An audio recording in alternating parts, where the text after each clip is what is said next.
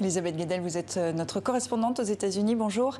Donald Trump doit faire un discours dans quelques heures. Il marque donc son grand retour en politique ?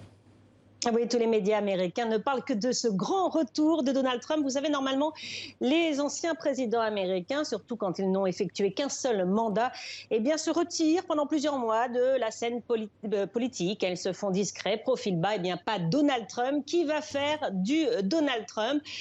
Il va parler de l'avenir du Parti républicain, un avenir qui passera forcément par lui. Il reste la figure politique la plus populaire au sein des conservateurs et des conservateurs qui comptent sur lui pour essayer de récupérer les deux chambres du Congrès l'an prochain lors des législatives, les élections de mi-mandat, les mid-terms.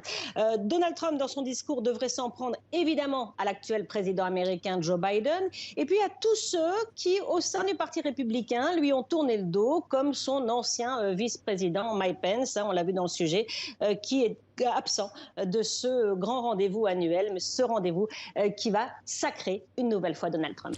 Alors, est-ce qu'il faut s'attendre, Elisabeth, à ce qu'il annonce sa candidature à la prochaine présidentielle dans 4 ans ? Écoutez, Donald Trump peut toujours créer la surprise, mais a priori, non. Il va surtout parler des législatives de l'an prochain. Et il reste le meilleur candidat pour 2024. C'est ce qu'un sondage, les résultats vont être révélés tout à l'heure, juste avant son discours. Un sondage que Donald Trump va largement commenter, évidemment. Merci, Elisabeth, pour ces précisions depuis New York.